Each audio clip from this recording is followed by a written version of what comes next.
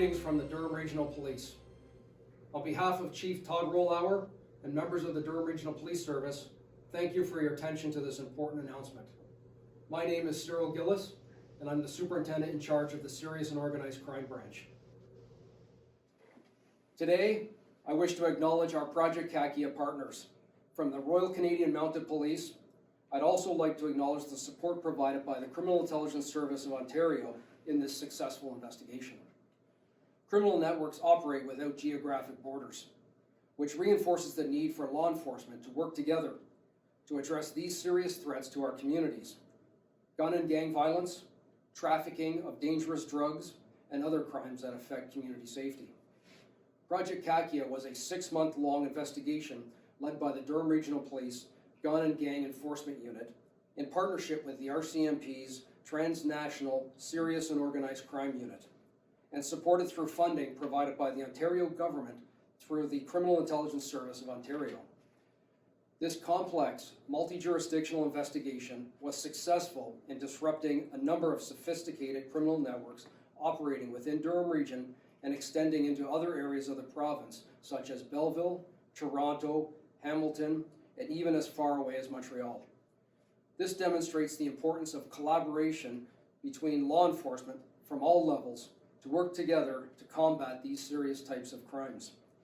The criminal network identified in this investigation were responsible for a wide range of criminal offenses, from dealing in stolen property to the commission of break-and-enters, and from trafficking in controlled substances and firearms, and even murder.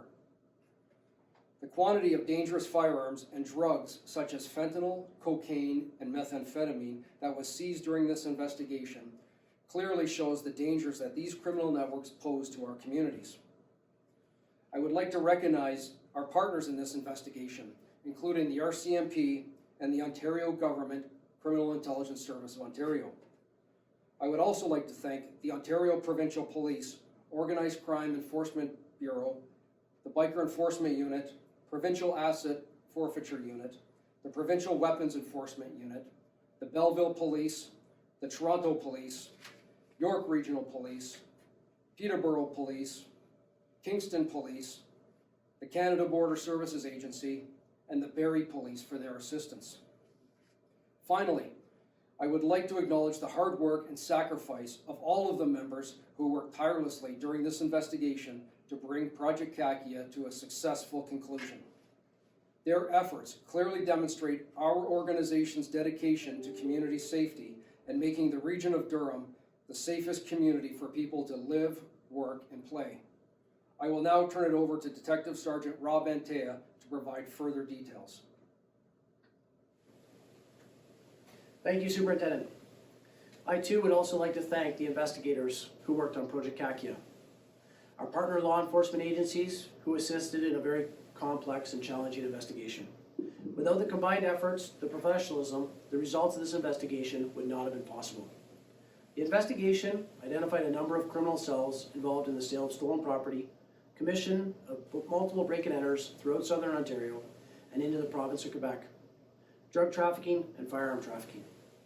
The criminal networks involved a number of members of the Hells Angels from the Brooklyn and Belleville charters, as well as the Red Devils Motorcycle Club. Charges include offenses related to the participation in a criminal organization, trafficking in firearms, trafficking and possession for the purpose of trafficking in controlled substances, including cocaine, fentanyl, methamphetamine, and cannabis edibles. Along with the quantities of fentanyl, cocaine, and methamphetamine, investigators also seized a large quantity of cannabis edibles. Of concern is the manner in which the cannabis edibles were packaged. As seen in the photographs displayed, the cannabis edibles are packaged in a manner that would appeal to children and mimic packaging normally reserved for the use of chips and candies.